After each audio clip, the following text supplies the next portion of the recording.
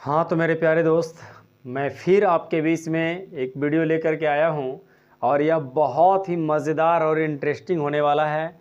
इसलिए आपसे यह विनती है, रिक्वेस्ट है कि आप वीडियो को पूरी तरह से देखने की कोशिश करेंगे तो आपको यह वीडियो बहुत ही जानदार, शानदार और बहुत ही मज़ेदार लगने वाली है।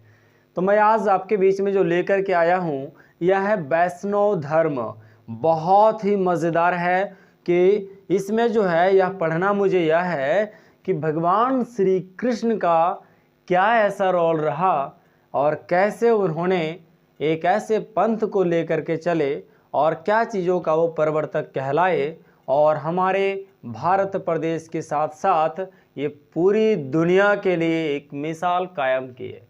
तो ये बहुत ही मज़ेदार है, इंटरेस्टिंग है। हमारे दिलों का देवता भगवान श्री कृष्ण सिर्फ हमारे दिलों क्या, सारी दुनिया के दिलों पर राज करने वाले एक महान, एक श्रेष्ठ और बहुत ही विद्वान के साथ साथ गॉड का एक इतना बड़ा प्रतिभाशाली रूप दिखाए इस पृथ्वी पर कि पूरी दुनिया के लोग आज भी इन्हें अपने दिलों में संजोए रखते हैं और इनसे सीखते रहते हैं।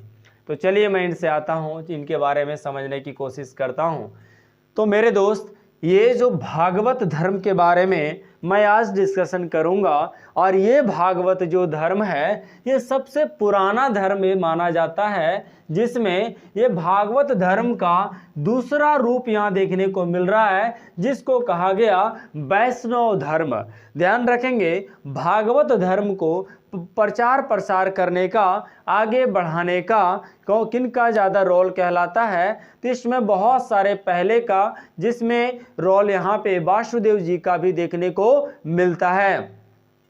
लेकिन बाद में जाकर के जब भगवान श्री कृष्ण का जब यहाँ पे जन्म हो जाता है तो भगवान श्री कृष्ण अपना इतनी प्रतिभा को लगाते हैं कि ये धर्म तो रहता ही है, साथ में साथ इंसान को एक धर्म में इस तरीके से कायल बना देते हैं, एक इस प्रकार से प्रभावित करते हैं कि सारी दुनिया के लोग इनसे जुड़ना शुरू करते हैं और सारे लोग जुड़े आज भी हैं। तो चलिए मैं और भी चीज़ों की इनके बारे में मैं जानने की कोशिश करता हूँ। तो इसमें ये चीज़ें हैं कि भगवान श्री कृष्ण इस वैष्णव धर्म का फाउंडर कहलाते हैं। भगवान श्री कृष्ण वैष्णव धर्म का फाउंडर कहलाते हैं। और ये जो वैष्णव है, ये वैष्णव धर्म किसका रूप है, तो भागवत धर्म का है। इसे पंच रात्र के नाम से भी जाना गया। किस नाम से जाना गया? पंचरात्र के नाम से भी जाना गया। ये भागवत धर्म हमारे प्राचीन में अपना एक रूप इस प्रकार से दिखाए थे कि पूरी दुनिया इनका कायल थे, और जब यहाँ पे भगवान श्री कृष्ण अपना रूप दिखाते हैं तो ये धर्म एक इतना बड़ा, एक इतने विशेष रूप पे ये उभरता है कि पूरी दुनिया के और भी जो बचे कुचे लोग थे वो एकदम इनके शरण में आ गए। तो मैं चलिए आते हैं इन चीज़ों पे। तो यहाँ पे जो फाउंडर होते हैं भगवान श्री कृष्ण होते हैं, इनका मकान कहाँ पे है, तो ये मथुरा के रहने वाले थे। ये मथुरा के रहने वाले थे। और मथुरा कहाँ पे है, तो हमारे देश की धड़कन उत्तर प्रदेश का ये मथुरा जो एरिया है वहाँ पे इनका जन्म होता है। और इनके फादर कौन है, तो फादर का नाम है वासुदेव और इनके मदर का नाम है देवकी। इनके फादर का नाम वासुदेव और इनकी माँ का नाम देवकी। कौन नहीं जानता है, इस देश का, इस संसार की मिट्टी का हर कण कण में ये विराजमान है। पूरी कण कण इनके बारे में जानते हैं। तो हम और आप क्या हैं, तो देखिए यहाँ पे मदर इनका देवकी है, फादर का नाम वासुदेव है, इनका मकान मथुरा में पड़ता है। और फाउंडर ये कृष्ण किनके रहे, तो ये वैष्णव धर्म के प्रवर्तक रहे। इनके बारे में सबसे पहला जो लिखा गया है, सबसे पहला जो एक अभिलेख लिखा गया था जिसका नाम है वेशनगर स्तंभ अभिलेख। वेशनगर स्तंभ अभिलेख, वेशनगर स्तंभ अभिलेख में सबसे पहला भगवान श्री कृष्ण के बारे में नोट किया गया है।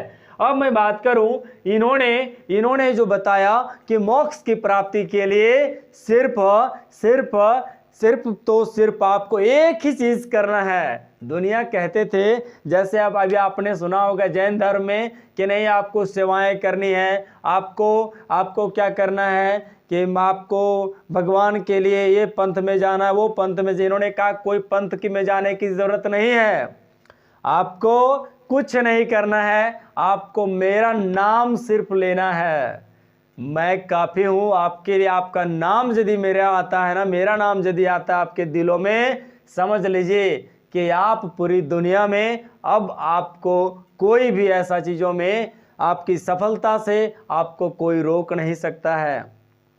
जितने धर्म आए सारे धर्म इतने तरीके बता दिए, इतने चीज़ों के बारे में बता दिए कि लोग उन चीज़ को फॉलो ही नहीं कर पाता था। मोक्ष की प्राप्ति की दूर की बात है, मोक्ष की प्राप्ति वही कर पाते थे जो उनका मेन प्रवर्तक थे। ध्यान रखिएगा, बाकी सारे मानने वाले इतने उन चीज़ों में फॉलो करना पड़ता था कि लोग उनको मानते ही नहीं थे। बाद में जाकर के बोले कि हमसे इतना नहीं हो पाएगा। जैसे आज लोग जो है सो मान पाते हैं, नहीं मान पाते हैं। और भगवान श्री कृष्ण बोले कि आप सिर्फ भक्ति में लीन रहिए, हमारी नाम लीजिए, हमारी आराधना करिए, हमसे मोहब्बत करिए, हमारे प्यार के साथ जुड़िए हमसे। बस आपको इस दुनिया में सबसे बड़ा विजेता ना बना दूं तो कहना। ये भगवान श्री कृष्ण बोले कोई इधर उधर के चक्कर में मत रहो, मैं ही भगवान हूँ, किसी के माध्यम में मत रहो कि उधर आप जाओगे। उन्होंने सीधा स्पष्ट रूप से कहा कि आप जिस रूप से जिसको भी आप पूजते हो, आप मुझे ही मान रहे हो, मैं ही श्रेष्ठ हूँ। यहाँ तक कि सारे जो आए, जितने भी प्रवर्तक आए थे ना, जैसे इस्लाम में आए, इधर और भी लोग आए, तो सारे लोग बोले मैं क्या हूँ, तो भगवान का अवतार हूँ। और इन्होंने स्पष्ट रूप से कहा कि दोस्त मैं ही भगवान हूँ, मैं ही श्रेष्ठ हूँ। और ये कह करके पूरी दुनिया को जीत लिया।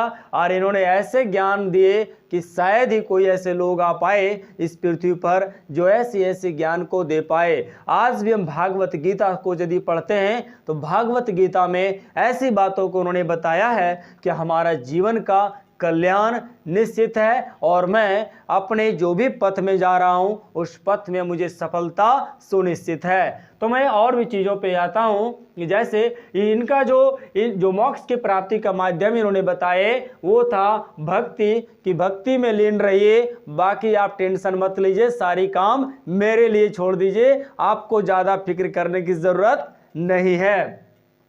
जब आप ही सब फिक्र करेंगे, जैसे देखेंगे अभी बौद्ध में क्या बताया गया कि नहीं, या जैन में बताया गया कि नहीं, आपको पृथ्वी पर क्या है कि भगवान का कोई रोल नहीं है, यहाँ पर कोई उनका योगदान नहीं है। लेकिन ये कहते हैं कि मेरे बगैर यहाँ पर एक पत्ता भी नहीं हिलने वाला है, जो भी होता है हमारे द्वारा ही होता है, और जो चीज़ें नहीं होता है वो भी मैं ही ऐसा हूँ जो मैं ही उसे होने नहीं देता हूँ।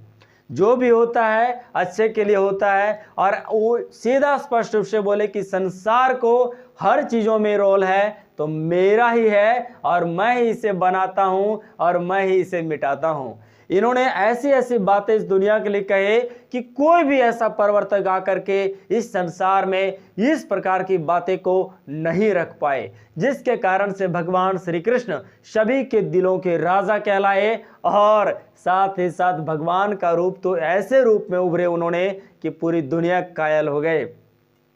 अब मैं आता हूं यहाँ पे, इनके लिए एक टेम्पल बहुत ही फेमस है। यहाँ पे ध्यान रखेंगे कि जो सुदर्शन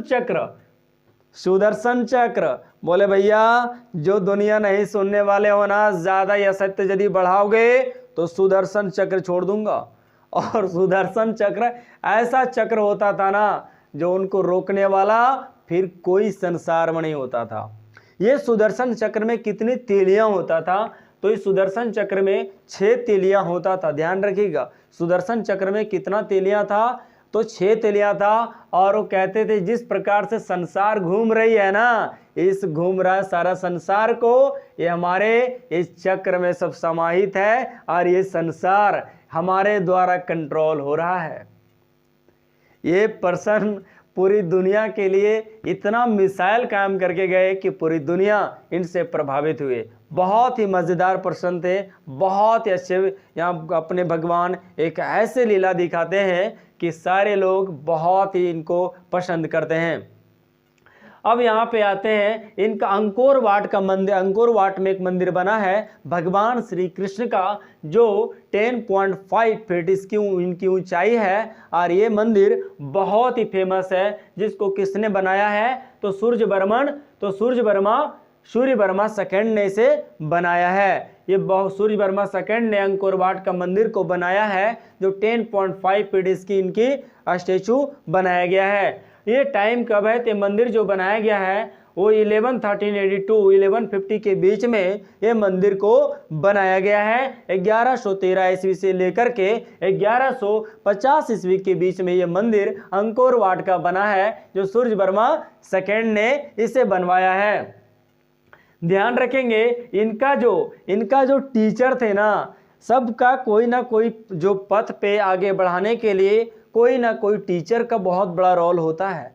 तो यहाँ पे जो रोल इनके लिए किए हैं ना, वो अंगिरस नाम का पर्सन ने किए हैं। कौन किए हैं? अंगिरस। इनके टीचर जो थे वो अंगिरस थे, क्योंकि भगवान श्री कृष्ण स्पष्ट रूप से बोल दिए थे कि ये जो दुनिया है, ये संसार है, जिस प्रकार से लोग चल रहे हैं, मैं यदि संसार में आया हूँ तो मैं इनसे अलग नहीं हूँ। हाँ, पहले मैं इनके जैसा कुछ जो चीज़ें अलग करनी होगी, मैं बाद में लोगों के बीच में रह करके ही लोगों के लिए कुछ ऐसा करके जाऊंगा जो लोगों को पसंद आएगा और उनके लिए कुछ अनोखा लगेगा। तो ध्यान रखें कि ये जो लॉर्ड विष्णु है, लॉर्ड विष्णु का ये अवतार माने जाते हैं, और टोटल विष्णु का अवतार 24 माना जाता है। ध्यान रखेंगे, कितना माना जाता है? 24 माना जाता है। बट पुराणों के अकॉर्डिंग माना जाता है कि मुख्य रूप से 10 ऐसा अवतार देखने को मिलता है विष्णु का। ऐसे टोटल यदि वेदों के अकॉर्डिंग बात करूं तो टोटल 24 इनका जन्म माना जाता है, जिसमें से 10 अवतार बहुत ही प्रमुख रहा है। एंशियंट में से भागवत रिलीजन के नाम से जाना जाता था। सबसे पुराने में से भागवत रिलीजन के नाम से जाना जाता था, और इसमें भगवान श्री कृष्ण हमारे वैष्णव धर्म में बहुत बड़ा अपनी भूमिका को निभाते हैं। यहाँ पे क्या है? सबसे पहला देखिए, the first mention of Krishna is found in, यहाँ पे छंदोग्य उपनिषद। जो भगवान श्री कृष्ण के बारे में जो जानकारी मिलती है वैष्णव धर्म के बारे में, सबसे पहला जो जानकारी मिलती है वो उपनिषद से प्राप्त होती है। और ये उपनिषद जिसमें लिखा गया है, सबसे पहला जो सबसे ज्यादा इनके बारे में व्याख्या किया गया है, जिसका नाम है छंदोग्य उपनिषद। और ये छंदोग्य उपनिषद इतने पॉपुलर थे भगवान श्री कृष्ण के लिए कि आज भी हमारे पास ये देखने को मिलता है, और इसमें सारी चीजें उनके बारे में बताया गया है। भगवान श्री कृष्ण किस वंश से बिलोंग करते थे? तो ये वृष्णि डायनेस्टी से बिलोंग करते थे, वृष्णि वंश से बिलोंग करते थे। ये ध्यान रखेंगे, ये एक क्षत्रिय थे। इनके पिताजी जो वासुदेव जी हैं वो भी एक राजा थे। ध्यान रखेंगे, वो भी राजा थे, और ये वृष्णि वंश से बिलोंग करने वाले हैं। और ये एक क्षत्रिय थे, लेकिन अपने नाम के आगे ये टाइटल जो इनका था वो यादव लगाते थे, इसलिए ये एक ऐसा यादव थे जो क्षत्रिय का रूप होता है। अब यहाँ पे देखें कि ये जो है सबसे ज्यादा जो भागवत धर्म, सबसे ज्यादा जो वैष्णव धर्म प्रचलन में आया, सबसे ज्यादा जो पॉपुलैरिटी हासिल किए, सबसे ज्यादा जो भारत के साथ साथ पूरी दुनिया को इन्होंने कायल किया, यहाँ पे एक डायनेस्टी आता है जिसका नाम है गुप्ता डायनेस्टी। गुप्ता डायनेस्टी में सारे लोग जो भी यहाँ के उनके राजा बने गुप्ता डायनेस्टी में, सभी लोग अपने नाम के आगे भागवत रखा करते थे, अपने नाम के आगे भागवत रखा करते थे। इसलिए आज भी बहुत सारे लोग आपको देखने को मिलेगा जिनके नाम के आगे भागवत लगा हुआ रहता है। तो ये टाइटल में भागवत का यूज करते थे, और इसी समय इनका लिटरेचर और आर्किटेक्चर का सबसे ज़्यादा विकास होता है। इसलिए वैष्णव धर्म का लिटरेचर एंड आर्किटेक्चर पीरियड भी कहलाता है। इस समय लिटरेचर आर्किटेक्चर इतना विकास होता है कि पूरी दुनिया को प्रभावित करता है। ये जो है हमारे जो साउथ में जो ये सबसे ज़्यादा जो फैले, ये नॉर्थ के साथ साथ साउथ में भी बहुत ज़्यादा पॉपुलैरिटी हासिल की हमारे भारत में। ये भारत का प्रदेश, ये भारतवर्ष में इतने इन्होंने फेमस हुआ भारत देश में। जैसे साउथ में ये अलवार के नाम से जाने गए, साउथ में इन्हें अलवार के नाम से जाना गया। ये अलवार और जो ये संगीतियाँ या सॉन्ग वगैरह जो वहाँ पे होता था, जो इनके बारे में भजन कीर्तन होता था, भजन कीर्तन जो होता था, ये दो प्रबंधन के अंदर रखा गया। एक को कहलाया नैलार और दूसरा कहलाया तमिल। एक कहलाया नैलार, दूसरा कहलाया तमिल। साउथ में अलवार के नाम से जाना गया और साउथ में नैलार और तमिल प्रबंधन के अंदर इनका सारे संगीत को रखा गया है। अब यहाँ पे मैं बात करूं कि इनका जो है यहाँ पे जो वराह पुराण है, जैसे इनका टोटल जो है अवतार जो माना, जो वराह पुराण जो है ना, ये वराह पुराण में ही लिखा गया है इनके अवतार के बारे में। टोटल 10 अवतार इनके थे, टोटल 10 अवतार जो प्रमुख रूप से माना गया है। जैसे विष्णु का अवतार ये सारे थे, जैसे मत्स्य अवतार, यहाँ पे कूर्म, वराह। और ध्यान रखेंगे ये जो वराह अवतार है, ये जो वराह अवतार है, वराह अवतार एक ऐसा अवतार है जो गुप्ता डायनेस्टी के समय में सबसे ज्यादा पॉपुलर थे। तो ये जो मत्स्य अवतार, कुर्मा, वराह अवतार और यहाँ पे है नृसिंहावतार और यहाँ पे है वामनावतार और यहाँ पे परशुराम, भगवान श्री राम, कृष्णा, बुद्धा और आने वाले एक और अवतार है जिसका नाम है कल्कि अवतार। और ये इनका जन्म भी कहाँ होने वाला है, तो प्यारा उत्तर प्रदेश में, देश के धड़कन में इनका जन्म होने वाला है और ये फ्यूचर में इनका कल्कि अवतार होने वाला है। तो मेरे दोस्त, मैंने इतनी चीज़ों को मैंने आपके सामने रखने की कोशिश की। आपको कैसा लगा आप ज़रूर बताएं और साथ ही साथ एक लाइक, सब्सक्राइब और साथ ही साथ शेयर आप ज़रूर करें और अपने दोस्तों के बीच में सारे वीडियो को फैलाने की कोशिश करें और सारे लोग जुड़ने की कोशिश करें ताकि अधिक से अधिक आप लाभ उठा सकें। मैं मेहनत कर रहा हूं तो आपके लिए, इसलिए आप भी थोड़ा सा मेहनत करें और मैं गारंटी देता हूं कि आपको ऐसे ऐसे कंसेप्ट मैं देने वाला हूं जो आपको शायद ही कोई ऐसा वीडियो होगा जिसमें आपको देखने को मिलेगा। ये सारी चीज़ें मैंने कंटेंट जो दे रहा हूं, ये इसके लिए बहुत मेहनत करता हूं और आपको शायद बहुत अच्छा लग रहा होगा। Thank you so much.